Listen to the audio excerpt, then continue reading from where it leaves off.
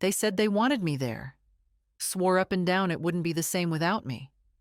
"Fly out, Grandma," they said. "We want you here for Thanksgiving." So I did. I packed the pie dish. I packed my cardigan. I packed every ounce of softness I had left. And then I waited. I was at Gate 3A of Minneapolis-St. Paul Airport, standing beneath the arrival sign with my wheeled suitcase beside me, coat folded neatly over one arm. People bustled past with flowers, balloons, little kids holding signs. Some were hugging, some were crying. All of them were being claimed. I stood like a misplaced package. The flight had landed 42 minutes ago. I had checked. Twice. I had also reread the text from my daughter-in-law 3 times. "We'll be there. Kids can't wait to see you." Followed by a heart emoji. I had sent a reply. "Flight lands at 3:10. Can't wait to hug everyone." No answer. I kept my coat folded because it was warm inside. I didn't sit down because it felt like once I sat, I'd be giving up. Giving in. I didn't want to look like a woman who had been forgotten. At some point, my phone buzzed. Not a call. Not even a text. A notification. From social media. My heart beat faster. Not because I cared about those things, but because sometimes it's where my family posts pictures before they remember to call me. I opened the app. There they were. All of them. My son Greg in the navy sweater I sent last year. His wife Madeline, smiling big and tan like always. The kids, Elliot and Ruby, crowded around a table with candles, turkey, mashed potatoes. A pie that wasn't mine. All of them holding up glasses in a toast. The caption, "Full house, full hearts. Happy Thanksgiving from our family to yours." My eyes skimmed the frame once more. There was no mistake. There was no space for me at that table. I didn't cry. Not then. I just turned around, pulled my coat on, and started walking. Out of the terminal, past the taxis, past the shuttle signs. I didn't know where I was going, but I knew one thing. I wouldn't be waiting for them to remember me. 3 days before my flight, Greg called. That alone should have tipped me off. My son doesn't usually call, not unless there's a birthday, a bill, or a reason. But this time, his voice was syrupy smooth, overly cheerful. "Hey, Mom, you doing anything for Thanksgiving?" I told him I was planning to stay home, roast a small chicken, maybe bake a pie if my hands cooperated, watch an old movie. "Nothing fancy," I said, "just me and the radio." He paused for a moment, like he was calculating something. "Well," he said, "the kids were asking about you. Thought maybe you'd like to come here this year. Everyone will be together. It wouldn't feel right without you." That part, the "wouldn't feel right without you," it did something to me. It's been a long time since I've felt truly wanted anywhere. Needed, yes. Called on, depended on, but not wanted. There's a difference. So I said yes. I said I'd find a flight. Greg didn't offer to book it or reimburse me, and I didn't ask. I still had the envelope with the Christmas money I'd tucked away for emergencies. I thought this qualified. After we hung up, I stared at the phone a while, fingers still curled. I tried to remember the last time I'd felt excited. Not worried or anxious or obligated, just genuinely excited. The last time someone had invited me without adding a request for something. It had been years. I booked the ticket that evening, found a nonstop on sale. I even paid the extra $12 to choose a seat with more legroom. Silly, maybe, but I figured if I was going to travel halfway across the country, I might as well do it with a little comfort. The next day, I went shopping. Not just for gifts, though I did pick up 2 books for the kids and a box of dark chocolate truffles Madeline used to like. No, I also bought something for myself. A new cardigan, navy blue, soft wool, the kind that drapes just right at the hips and makes you feel like maybe you belong in the picture too. I packed 3 days ahead, checked the weather in Minneapolis, set my heating to low, took the trash out early. I didn't tell my bridge group I was leaving. They'd only ask too many questions. And maybe a part of me didn't want to jinx it. It had been so long since someone had said, "Come, we want you here." I flew out on Thanksgiving morning. The airport was crowded, full of people with rolling bags, headphones, pillows shaped like animals. I smiled at a baby across the aisle, shared a look with another older woman reading a paperback, both of us with our hands in our laps, both with stories unspoken. When the plane landed, I smoothed down my skirt and brushed crumbs off my lap. I had brought my good shoes, the black ones with a tiny heel. I wanted to look like the kind of woman you invite. And I believed I was, until I wasn't. The walk from baggage claim to the exit felt longer than usual. Maybe it was the weight of the suitcase, maybe the weight of something else entirely. I rolled my bag past the coffee kiosks, the families reuniting, the young woman crying with joy into her boyfriend's shoulder. I didn't feel bitter then. Just displaced. Like someone had hit pause on me while the rest of the world continued in motion. Outside, the sky was gray with that dull Midwestern light that makes even the air feel heavy. My phone was still quiet. No texts, no missed calls. I checked the time again, 3:54 p.m. Thanksgiving dinner probably wouldn't start until 5 or 6. Maybe they were busy. Maybe the kids were being wild, or the turkey needed basting. There were a dozen reasons, all of them harmless. But even harmless reasons sting when you're standing alone at arrivals. I waited on the curb another 20 minutes before my knees began to protest. I sat on a bench. I watched strangers climb into cars that knew their names. I watched a woman in a puffy jacket bring her mother-in-law a hot chocolate and a hug. The mother-in-law looked older than me. That hug, brief, tight, real, landed right in the hollow part of my chest. At some point, I tried calling. Greg didn't pick up. I left a message. Said I'd landed. Said I was at the usual pickup point, outside door B, under the sign with the airplane on it. Said I hoped everything was okay and that I'd wait a little longer. But I already knew. I knew before I opened the app again. Before the photo loaded. Before I saw the cranberry sauce and the long wooden table and the caption about hearts being full. It wasn't the first time I'd been forgotten. But it was the first time I'd let myself admit that's what it was. I stood up, dusted off my coat, and pulled the suitcase behind me. No cab, no Uber, just me and the sidewalk. A man pushing a stroller offered a tired smile. I nodded back. Funny how in airports or outside them, you can sometimes feel more seen by strangers than your own blood. It was nearly 5 by then. The air had turned sharper, the kind of chill that slides under your collar and asks, "What now?" I didn't answer, just kept walking. My shoes weren't made for this much pavement, but I didn't stop. About a half-mile out, just past a car rental return, I saw it. A squat little building with a neon sign that said, "Tina's Diner." The eye flickered in and out. The windows were fogged up from the warmth inside. Someone had taped paper turkeys to the glass. I went in. The bell above the door jingled. Inside, the diner smelled like hot grease and cinnamon. Vinyl booths, yellowed menus, a counter with cracked stools. There were maybe 6 people inside. A man in a UPS jacket. An older couple eating in silence. A waitress with a short ponytail who looked up when I entered and said, "Happy Thanksgiving, hun." "Same to you," I said, surprised by the steadiness of my own voice. I picked a booth near the window, slid in.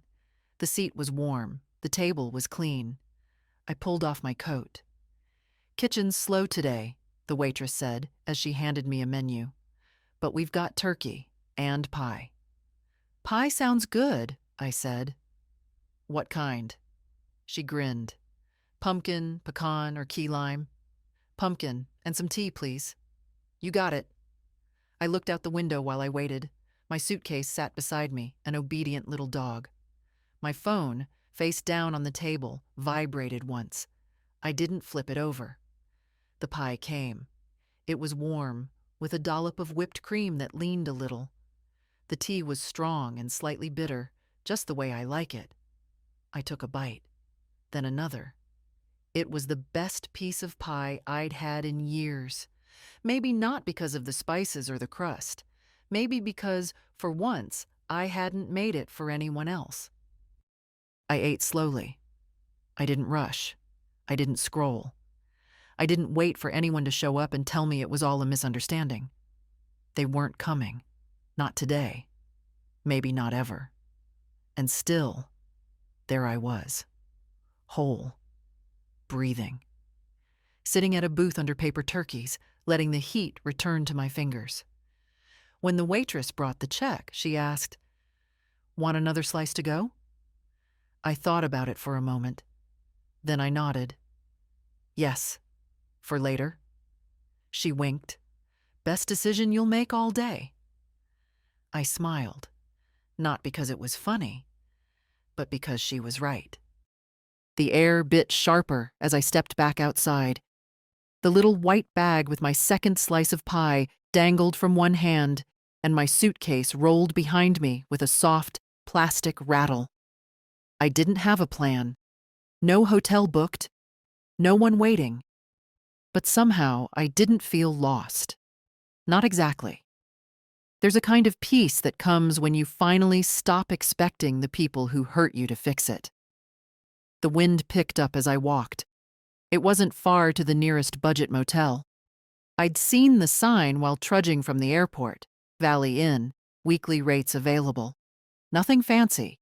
A square, low-slung building with beige paint and a vending machine by the front door. But it had lights on, and right now, that was enough. Inside the lobby, a man behind the counter was watching a football game on a tiny TV. He glanced up when I entered, his face a map of boredom and fryer grease. Need a room? Yes, just for one night, I said. Single? I looked down at myself. My good shoes were scuffed from the walk. My cardigan smelled faintly of airplane. I nodded. Single. He slid a form across the counter. ID and card. I handed them over. While he typed, I glanced at the TV.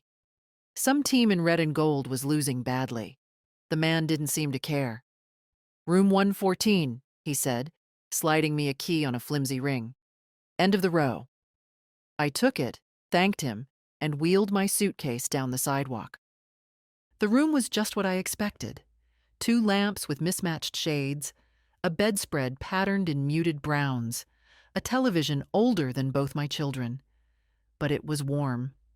It had a working heater and a surprisingly clean bathroom. I peeled off my shoes and sat on the edge of the bed.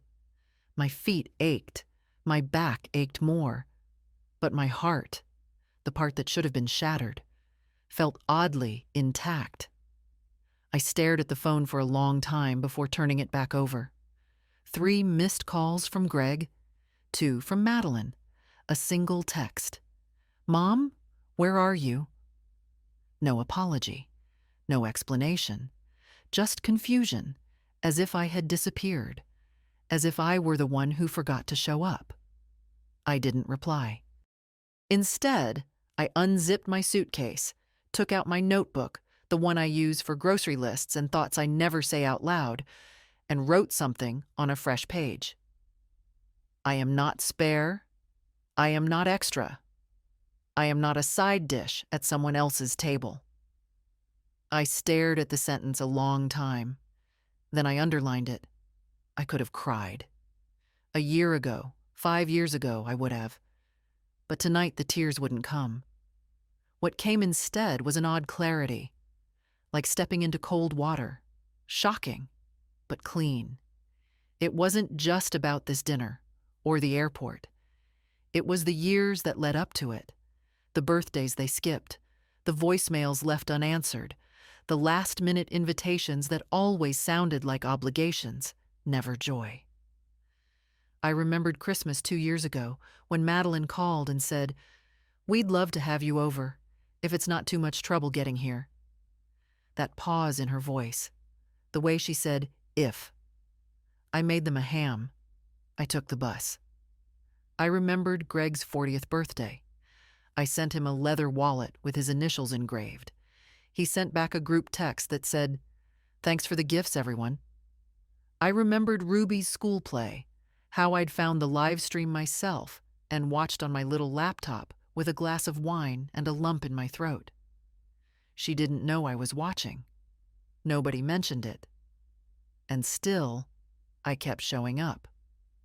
Until today. Maybe it takes standing on the curb alone in a different city to see the shape of what's been there all along. I wasn't part of their life. I was an accessory. A convenience. A placeholder for when they needed to remember their better selves. I looked around the motel room. Ugly, honest, functional.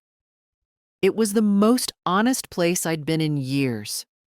I got up, made myself a cup of motel tea using the plastic coffee machine, and sat cross-legged on the bed with my second slice of pie.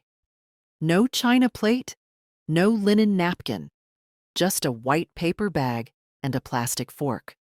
And yet, it tasted like something I'd earned. The motel room's ceiling had a hairline crack that ran above the bed like a road map. I stared at it while the heater wheezed and kicked. Outside, I could hear the wind scraping at the siding and the occasional engine rumble from the freeway nearby. A man 2 rooms over was coughing, deep, wet, miserable. Somewhere, a toilet flushed. It wasn't a peaceful night, but it was an honest one. Around 2 a.m., I finally drifted off, the scratchy blanket pulled up to my chin, my notebook still open on the nightstand. I slept in the clothes I'd arrived in, too tired to change, too wary to unpack again. In the morning, I woke before the sun. It's a habit I never lost. Even after retirement, my body insists on being useful by 6 cows. I made another cup of weak coffee from the in-room machine and watched the sky lighten through the blinds. The pie was gone. The tea, too. But the quiet stayed. At 7:12, my phone buzzed. "Mom, I'm so sorry. There was confusion with the pickup. We thought your flight was tomorrow. Can you come to the house today? The kids really want to see you." Greg. No explanation for the photo. No mention of the dinner. No apology for posting a Thanksgiving without me in it. Just confusion. And, "Can you?" I stared at the message, then set the phone down. I didn't answer. Instead, I got dressed, brushed my hair, dabbed on a little lipstick. It wasn't about seeing them. I wasn't going. It was about dignity. About reminding myself that I still got to decide how I presented myself to the world, even if no one was looking. The lobby had a bowl of bruised apples and a carafe of coffee that tasted like burnt cardboard. I took an apple and slipped it into my bag. Checked out. The man behind the counter barely looked up from his football recap. Outside, it was cold and clean. The wind had calmed. The sky was the kind of brittle blue that only happens in November. Sharp. High. Endless. I didn't go back to the airport right away. Instead, I walked. There was something I needed to do first. A mile down the road, tucked between a gas station and a closed tire shop, was a little postal annex. I stepped inside and asked for an envelope and a pen. "Do you sell stamps?" I asked. "Of course," said the clerk. She was young, kind-eyed, with chipped polish on her nails. "I need one for a letter to Massachusetts," I said. She handed it over, and I wrote the address from memory. Emma Wexler, 12. Pond Hollow Lane, Worcester, MA00609, my granddaughter. Emma was Greg's daughter from his first marriage, the only one who still called me just to talk. She was 23 now, finishing nursing school. She sent me pictures of her cat, told me when she passed exams, asked for my recipe for cornbread stuffing. The envelope stayed empty for a moment. Then I pulled out a page from my notebook and began writing. Emma, dear, you once told me I was your safe place. I want you to know that hearing that meant more to me than most things in this world. This Thanksgiving didn't go as planned. I flew across the country for a table I was never meant to sit at. But I found something in the quiet that I didn't expect. Room to remember who I am without waiting for someone else to say it first. I kept writing. Not bitter, not dramatic, just real. When I sealed the envelope, I felt lighter. At 10:35, I booked a ticket home. Same airline, same gate, different woman boarding. The flight wasn't until evening, so I found a cafe near the terminal with big windows and good scones. I sat there for hours with tea and a pen, going over things that had been unspoken too long. I didn't write to Greg. I didn't call Madeline. I didn't tell them where I was. They'd see the missed return call, maybe wonder, maybe not. I wasn't angry. I was done.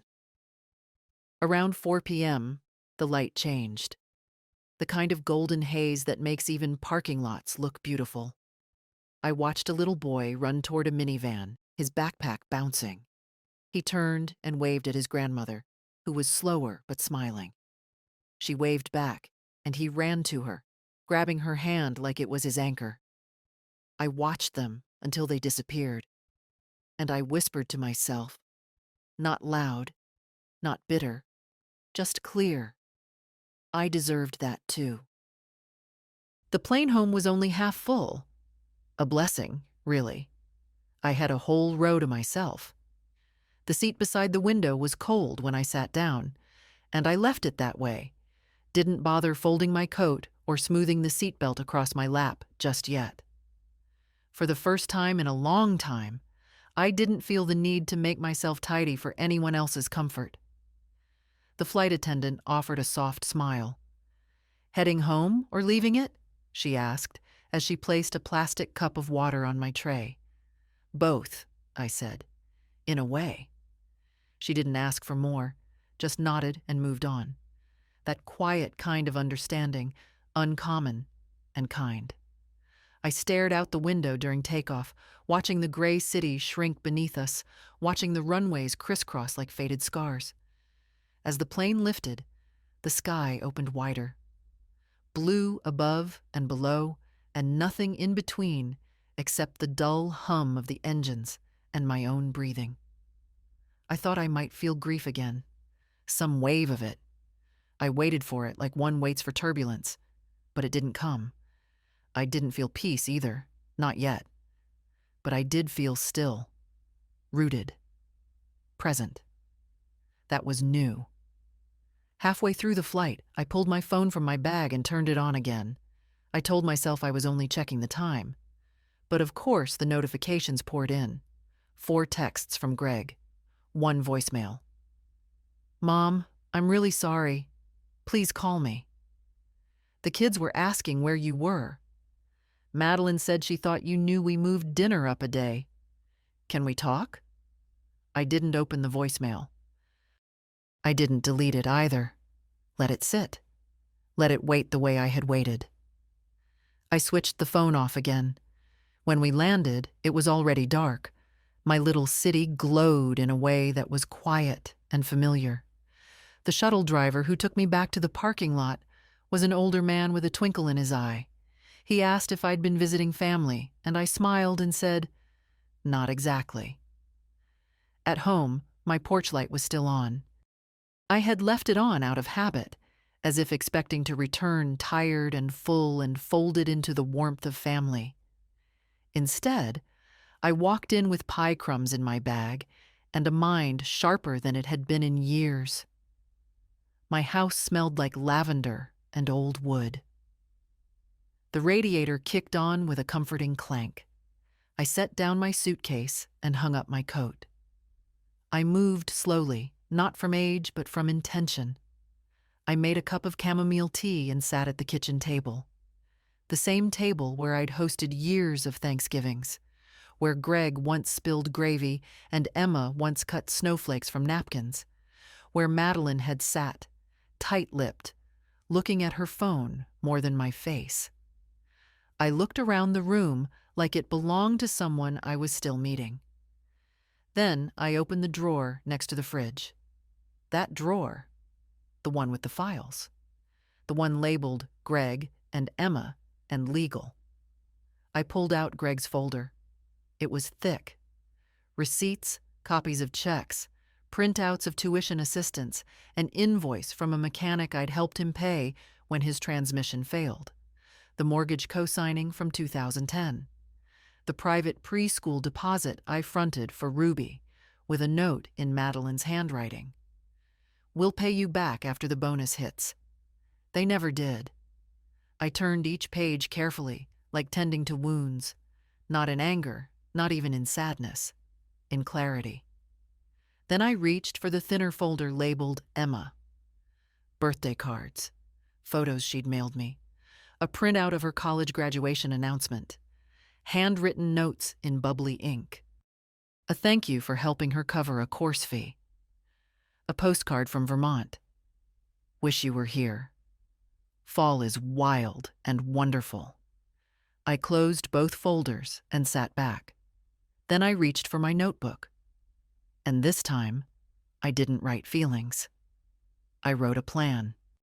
The next morning, I was at the bank before the doors even opened. A light frost coated the steps, making them slick, but I climbed them slowly and steadily, wearing my oldest boots and that same navy cardigan. The cardigan didn't match my scarf, but I no longer cared about appearances. I cared about action. The teller, a young man with kind eyes and a nervous smile, greeted me with the kind of politeness people reserve for the elderly. "Good morning, Mrs. Wexler. How can we help you today?" "I'd like to speak with someone about my accounts," I said. "All of them." He nodded, glanced at a screen, then called into the back. A few minutes later, I was ushered into a glass-walled office with soft chairs and the faint smell of printer ink. A woman named Natalie introduced herself as my account manager. She looked like someone who did yoga at lunch and always had almonds in her purse. "What can I do for you today, Mrs. Wexler?" "I want to suspend all automatic payments, every one of them, starting today." She blinked. "All of them." "Yes." She tapped a few keys, eyebrows rising slightly as she scanned the screen. "You have quite a few.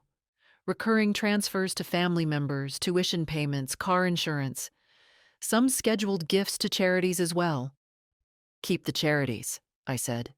"Stop the rest." There was a long pause. "Do you want to talk about why?" I looked at her. Really looked. And to her credit, she didn't fill the silence with fake concern. "No," I said. "I've already spent enough time explaining myself." She nodded. "Understood." While she worked, I sat in the quiet of that office and watched the world move outside the window. A mother wrangling a toddler into a car seat. An older man pushing a walker. A delivery truck idling too long. "Done," Natalie finally said. "Everything's been suspended. I'll prepare the paperwork for full cancellation if you want to come back in to sign tomorrow." "I will." She hesitated. "There's also a power of attorney on file. Gregory Wexler. Do you still want him to have access?" I felt my pulse slow, not rise. "No," I said. "Revoke it." "Understood." She printed the form, and I signed it with steady hands. By the time I left the bank, the frost had melted. I didn't rush. I stopped at the bakery on the corner, bought myself a fresh roll, and walked the long way home. It wasn't about punishing Greg. Not really. It was about drawing a line where I hadn't before, about recognizing that love doesn't grow from sacrifice alone. It needs light. It needs truth. Back home, I pulled the pie dish from the sink, washed it gently, and put it away. Maybe someday I'd make another pie.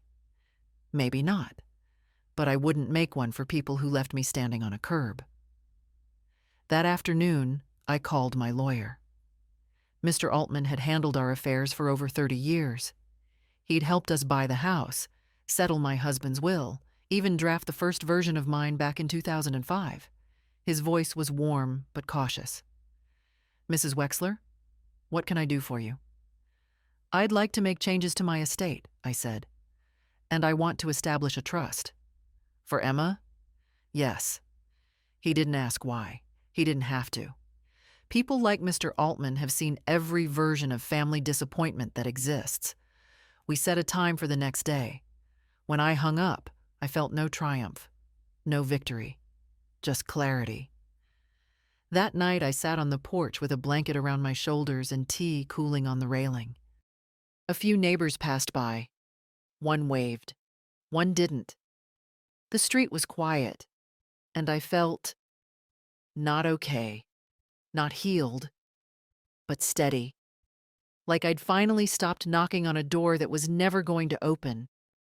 The next morning, the sky was soft and low, that pale winter gray that wraps around the houses like gauze. I dressed slowly, not because I was tired, but because I didn't want to rush what came next.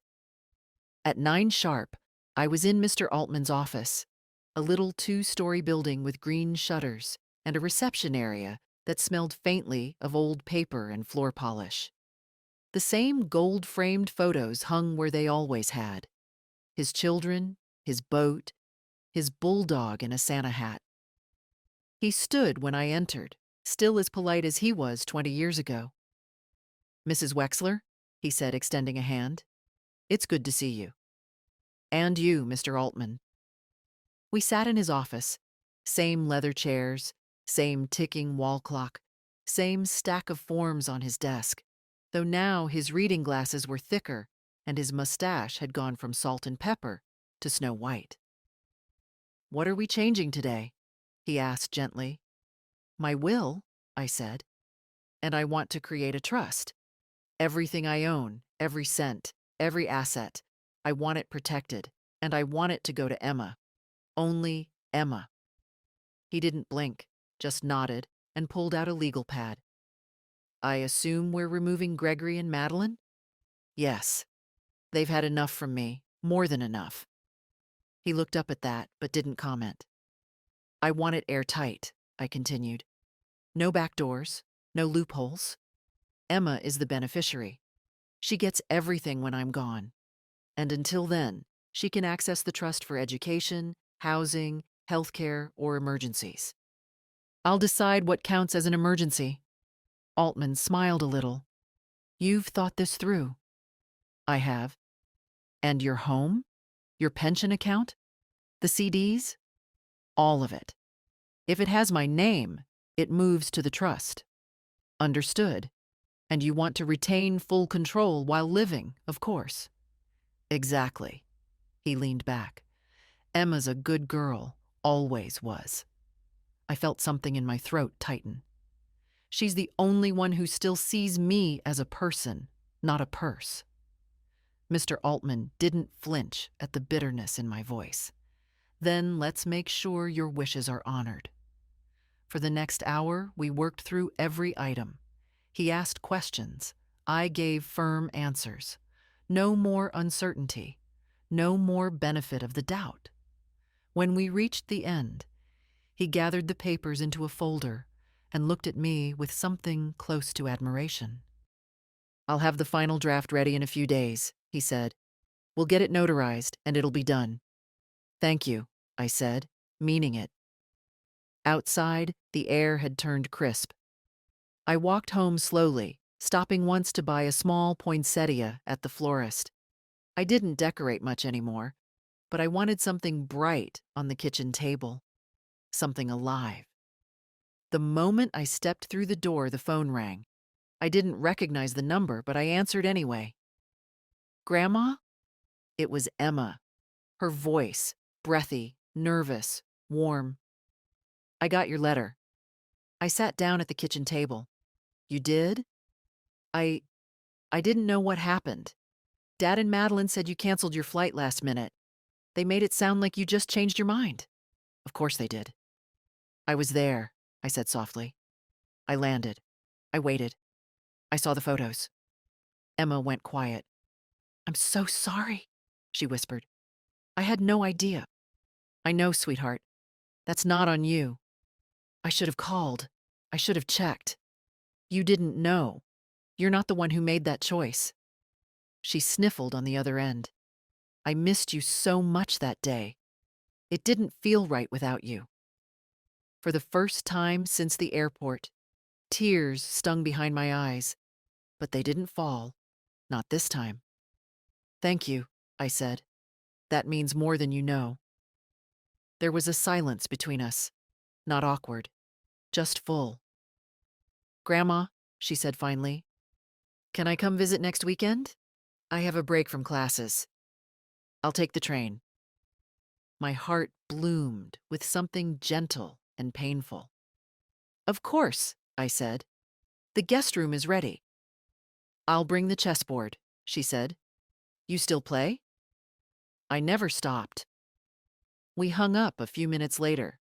I sat there at the table, hand still resting on the phone. For once, I didn't feel forgotten. I didn't feel invisible. I felt seen. That Saturday, just after noon, I stood at the train station in my warmest coat, watching as passengers stepped off the 11:37 from Worcester. The platform smelled like diesel and old rain. I clutched the paper bag in my hands, a sandwich and an apple, just in case she'd forgotten to eat. And then there she was. Emma came off the train wearing an oversized hoodie and jeans, her dark curls tucked under a beanie, a worn canvas bag slung over one shoulder. She looked older than the last time I'd seen her, sharper somehow. But when she spotted me, her face lit up with something pure and unmistakable. She rushed over and hugged me like she meant it. It was that simple. No questions, no apologies, no tension curling in the air between us. Just her arms around me, tight and real. Hi, Grandma, she whispered into my shoulder. Hi, baby, I said. You're here. We drove home in silence for a while. She watched the streets like she was trying to memorize them again. I drove slowly, carefully, letting her take it in. The neighborhood hadn't changed much, but it felt different with her beside me. Back at the house, I made tea while she set her bag down in the guest room.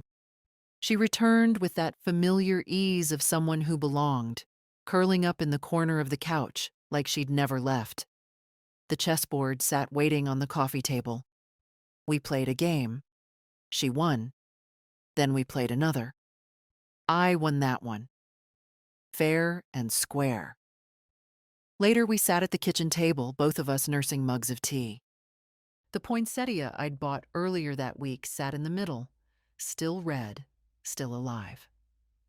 I read your letter again on the train, she said, tracing the rim of her mug. I've never seen you write like that before. I've never had to, I said.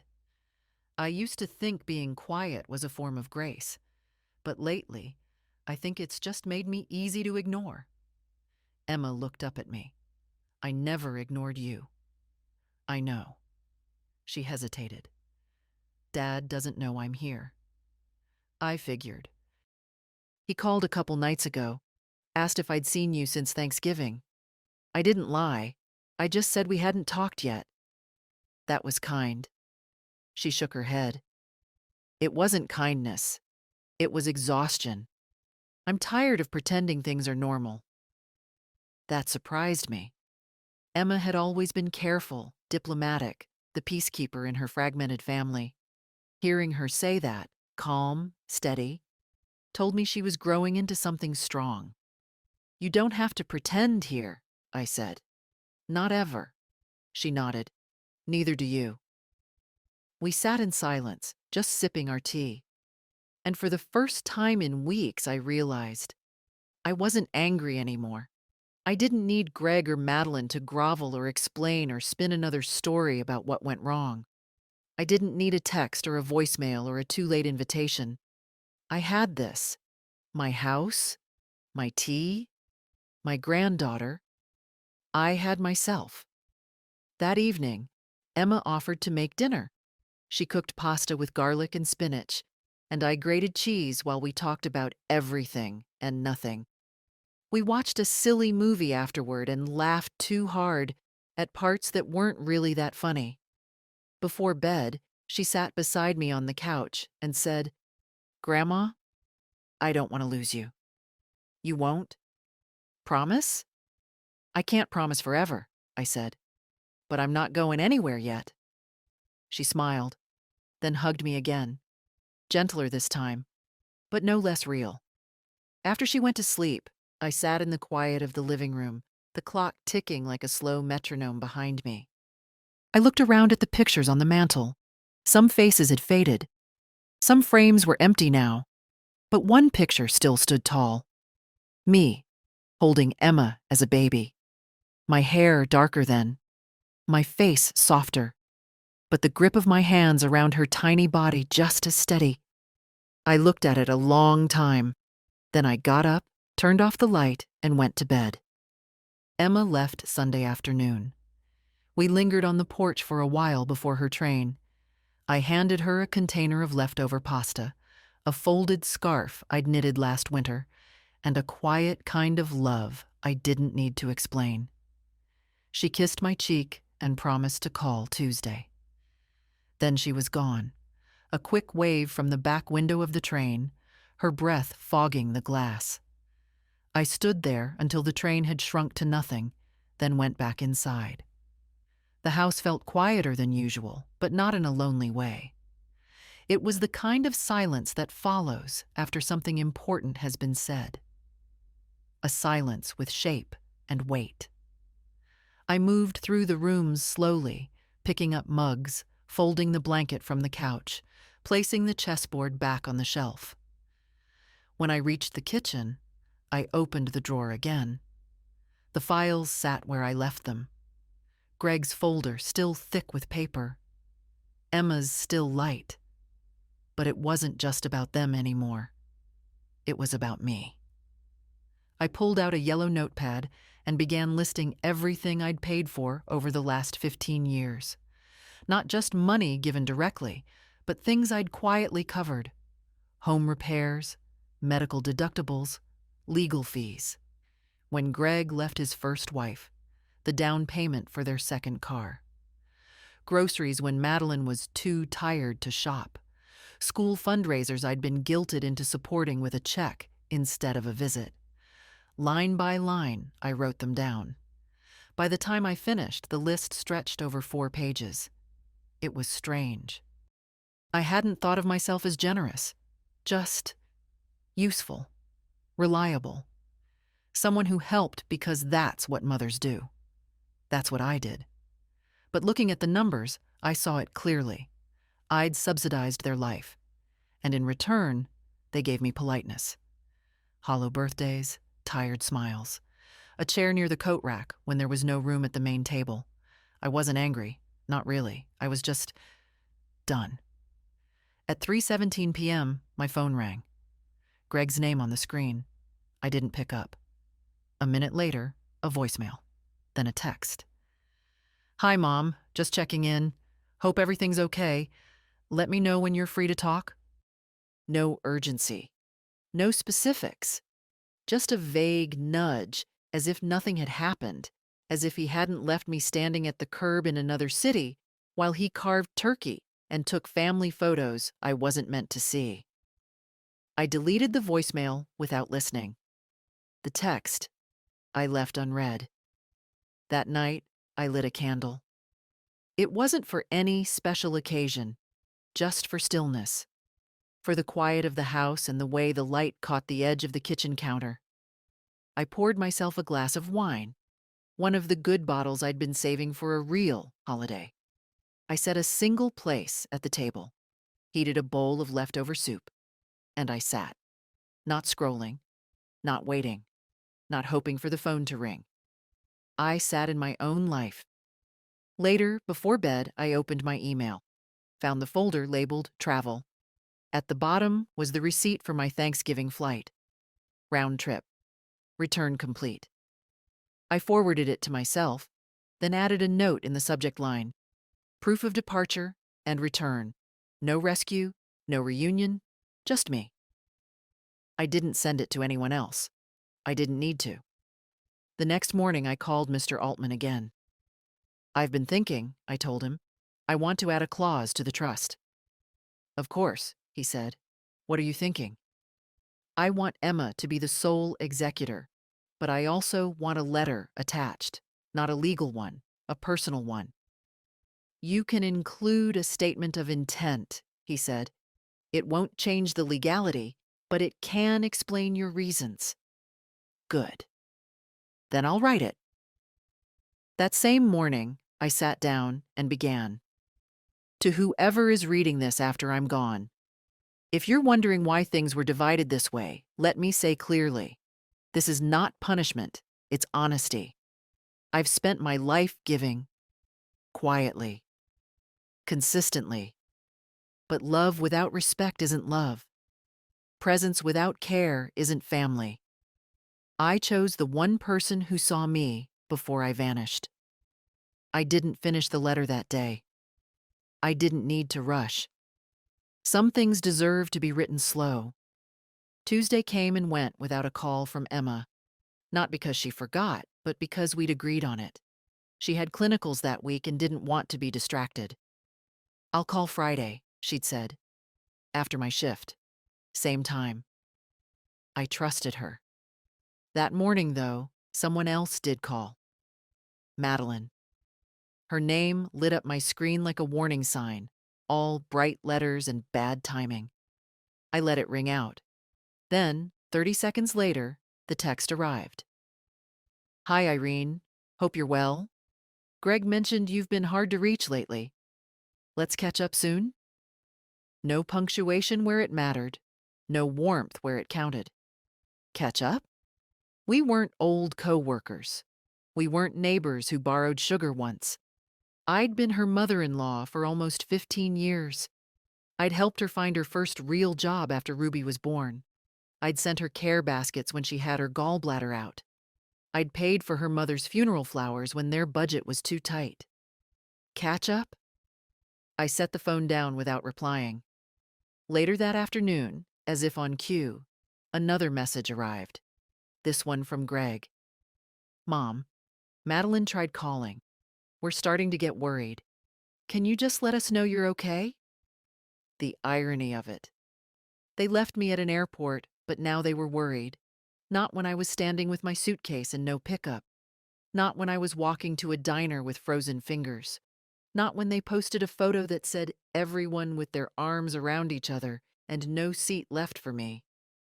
But now, when silence echoed back to them, they panicked. Silence is powerful.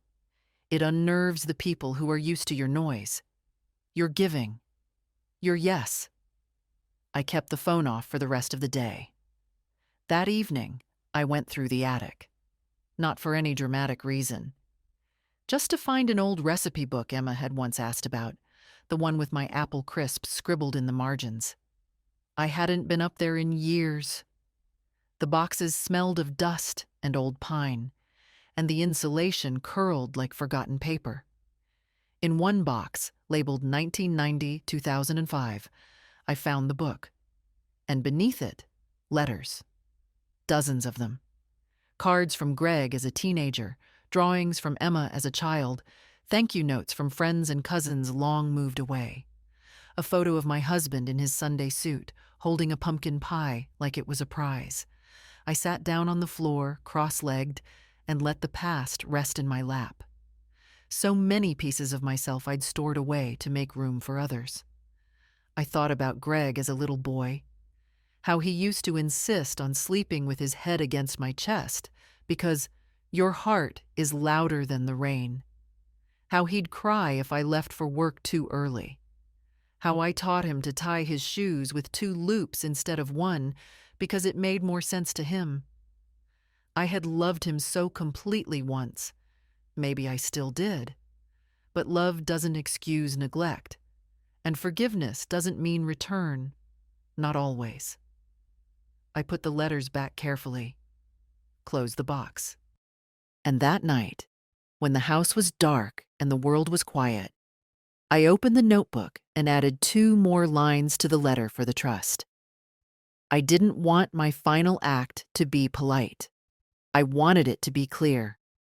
Emma, you saw me. Not out of obligation, not for what I gave, but because you chose to. That's what family is. Choice, respect, truth. The pen felt heavier than usual in my hand, but I wrote anyway. The next day, I drove into town and went straight to the notary. It was in the back of a shipping store, past shelves of bubble wrap and a rack of novelty greeting cards. The man behind the counter had kind hands and a long, careful way of speaking. His name tag said Dev. I need to notarize a letter, I said, unfolding the pages I'd written, and some trust documents my attorney prepared. He glanced at the first page, then back at me.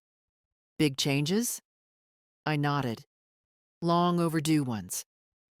He didn't ask more, just handed me a pen and guided me through each signature with the quiet efficiency of someone who has seen all kinds of endings and beginnings pass across his counter. When it was done, I felt lighter. Not free, not yet, but clearer. Like the road ahead had fewer turns. I stopped by the grocery store after, picked up milk and oranges, a bunch of lilacs they'd marked half price.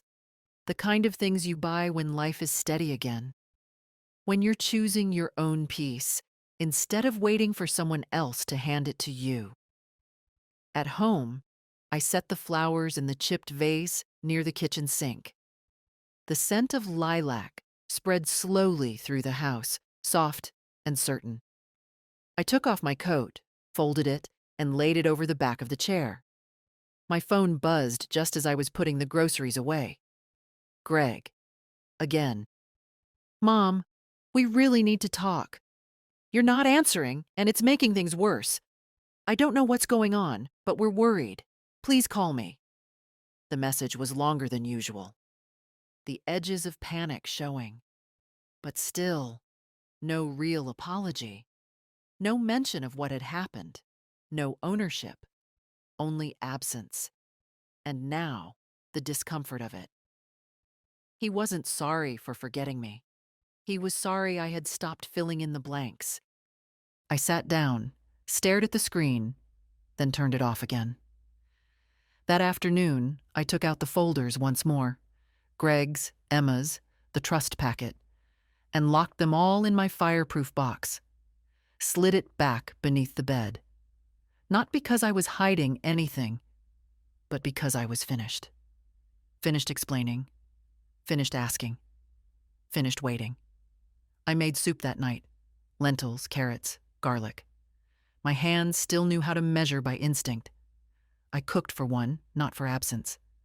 I set the table, not in mourning, but in ritual. In respect. For myself. The soup was good. Later, I sat on the porch again, wrapped in a shawl, the air just brisk enough to feel like something shifting. And as the streetlights clicked on one by one, I remembered a moment I hadn't thought about in years. Greg was 10. He'd come home from school with a split lip and mud on his jeans. Another boy had shoved him in the field during recess. He didn't cry, just stood at the sink, rinsing the blood off his hands, saying, "It's fine. It's nothing." I had crouched beside him and said, "You're allowed to be hurt. It doesn't make you weak." I wish someone had said that to me, because I had been hurt. Quietly, consistently, for years. and I had let it go unchecked because I thought endurance was a virtue. But it's not. Not always. Sometimes it's just delay. Sometimes it's just the cost of silence. I sipped my tea slowly, let the night press in. The flowers in the kitchen swayed slightly in a draft, a blur of violet in the dark. Somewhere down the block, a dog barked. A car pulled into a driveway. Someone laughed, sharp and high, a sound from another life. And I sat in mine. No questions, no waiting, just the weight of my own belonging, finally whole. It was late Friday afternoon when the knock came. I was folding laundry at the kitchen table, towels mostly, still warm from the dryer, when I heard it. 3 slow raps. Not the mailman, not a neighbor. The kind of knock that carries hesitation behind it. I opened the door, and there she was. Madeline. Her hair was too perfect, like it had been brushed and sprayed in the car. She wore heels too narrow for our sidewalks and carried a tote bag slung over one shoulder. Her face bore that curated expression I'd come to know, part concern, part performance. "Irene," she said, her voice almost tender. "Can we talk?" I didn't answer at first, just stepped aside and let her in. She glanced around as she entered, as if expecting dust or neglect. The house looked the same, but something in the air had shifted. I knew it, and I think she did too. I led her to the living room. She didn't sit until I did. She placed her tote carefully at her feet and folded her hands in her lap. "I know you're upset," she began, her tone already polished. "And I just want to say, this whole thing has been a huge misunderstanding." I said nothing. She continued. "Greg really thought your flight was Friday. That's what he told me. We didn't realize you had already landed." "And the photo?" I asked. She blinked. "What?" "The Thanksgiving photo. The caption that said full house. All of you smiling at the table." She looked down. That was just something I posted for the holiday. I didn't mean to hurt you." "But you did." She looked up again, too quickly. "Well, yes, but I think we need to move past that now. The kids miss you. Greg's been calling. We're all just concerned. You've shut us out." I let out a small breath. "No, I just stopped filling in the silence for you. That's different." Her mouth tightened. "I came here because we want to make things right." I looked at her then, really looked, at the effort behind her makeup, at the impatience hiding in her posture, at the avoidance she wore like perfume. "You didn't come to make things right," I said. "You came to see if I was still useful." She straightened. "That's not fair." "But it's true." She glanced toward the hallway, as if Greg might appear and rescue her from this conversation. "I've given enough," I said calmly. "More than enough. And I've decided where the rest of it goes." That got her attention. Her eyes narrowed just slightly. "I'm not angry," I said. "I'm not bitter. I'm simply finished." "Irene," she said, and now her voice was tighter, colder. "This isn't like you." "I know," I said. "It's like me now." There was a pause. She shifted in her seat. "Does Greg know you've made changes?" "I imagine he's starting to suspect." Her face faltered. "And the house? Your accounts?" "Taken care of." The silence after that was dense, a kind of reckoning. Finally, she reached for her tote and stood. "Well," she said, her tone now clipped. "I'm sorry you feel this way." I smiled, just a little. "No, you're sorry I stopped accepting less than I deserved." She didn't reply, just turned and walked to the door. At the threshold, she hesitated. "Greg really is worried." "He should be," I said. "Not because I'm gone, but because I'm not coming back." The door closed behind her with the softest click. I stood there for a long moment, my hand on the knob, the air still humming from the exchange. Then I went back to the kitchen, finished folding the towels, lit a candle, made a cup of tea. The phone rang once that evening. Greg again. I let it ring, not out of cruelty, but because the silence finally belonged to me. Saturday came quiet. I woke early, not because I had to, but because my body had settled into a rhythm again, one not governed by expectation or the noise of someone else's schedule. The sky outside was pale and soft, the kind of morning that doesn't press or promise anything, just presence. I took my tea to the porch and sat under the faded quilt I kept draped over the back of the wicker chair. The steam rose slowly from the cup. Somewhere down the street, a child shouted, followed by the roll of a skateboard. Winter was still holding back, but not for long. I thought about Madeline's visit. Not with regret, not with anger, just curiosity. As if I were watching someone else remember a conversation they'd never truly had. She hadn't come for peace. She came for control. And for the first time in a long time, I hadn't given it. That was the victory. Not in winning, not in being right, but in staying rooted. In no longer performing grace just to keep others comfortable. That afternoon, Emma called. Her voice came bright through the receiver. "Hi, Grandma. I'm on break, but I wanted to check in. How's your week been?" "Eventful," I said, sipping my second cup of tea. "But steady."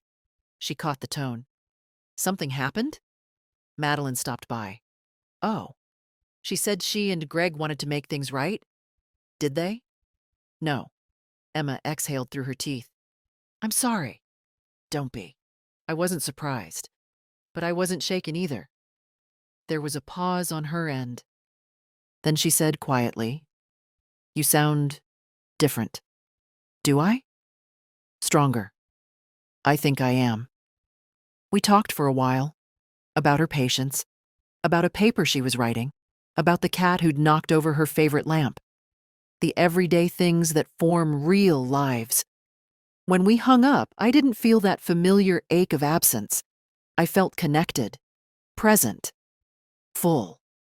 Later, I spent the afternoon going through the drawers in the spare room.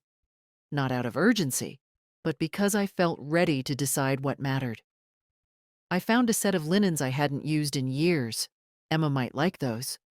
A pair of earrings I'd once saved for Ruby's 16th birthday, before I learned gifts from me stayed unopened in drawers or disappeared altogether. I held the earrings a long time. Silver. Simple. Classic. I had bought them when Ruby was still a baby, imagining the moment she'd stand in front of a mirror, tucking them into her ears before a school dance. But now, they felt like symbols of something that was never mine to hold. I set them aside, not bitterly, just finally. That evening, I wrote in my notebook again. Not a letter this time, just a list.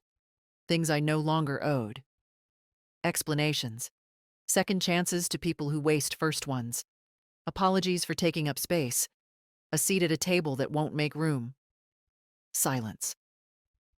And then, beside it, I wrote another list. Things I still have. My name, my peace, my mind, my home, my granddaughter's voice in my ear saying, "Stronger."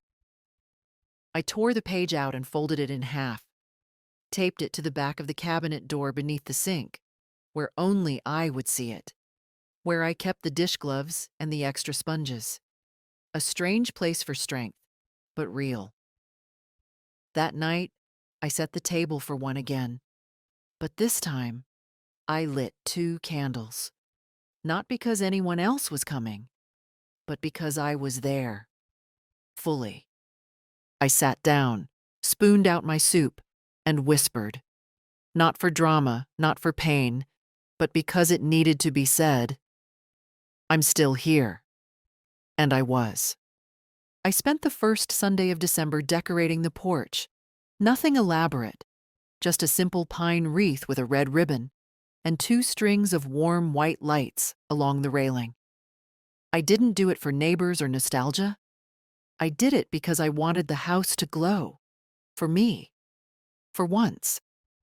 Inside, I put on a kettle, turned on the old radio, and let the slow jazz drift through the rooms. I used to decorate for the kids.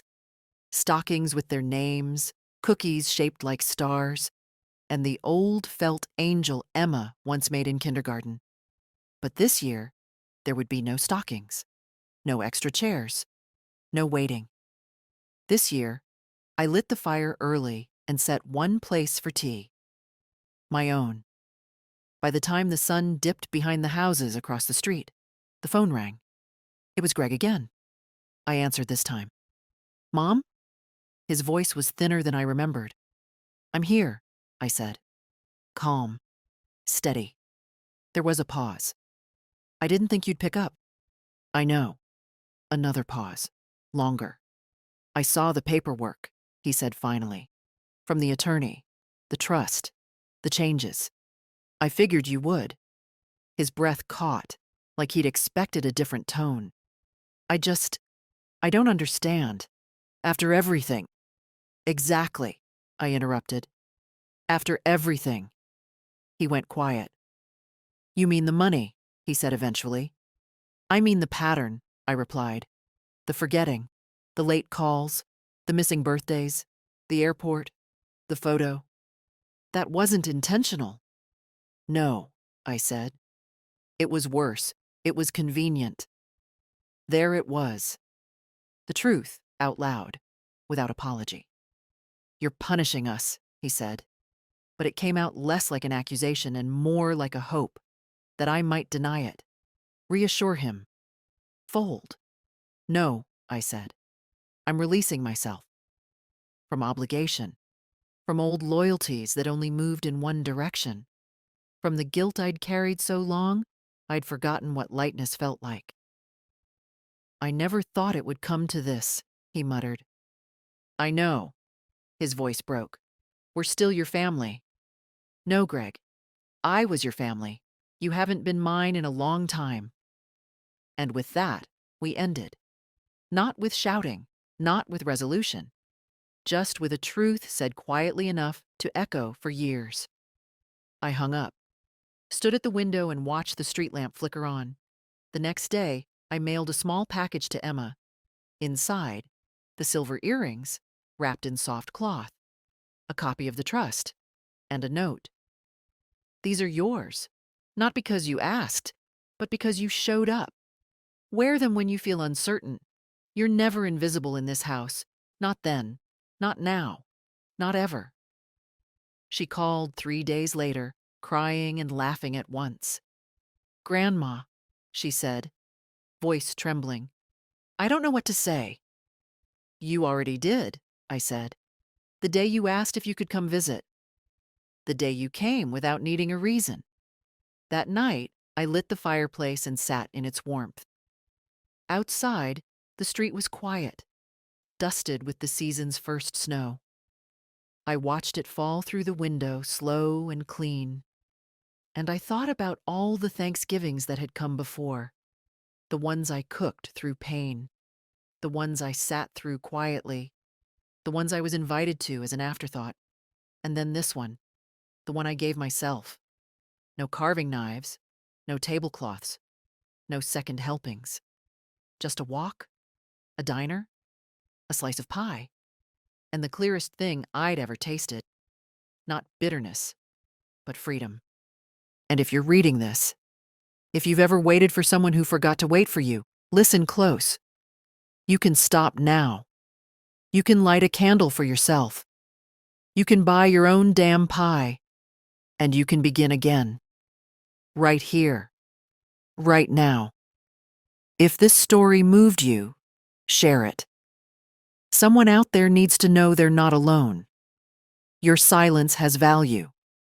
Your seat is your own, and you don't need permission to keep it.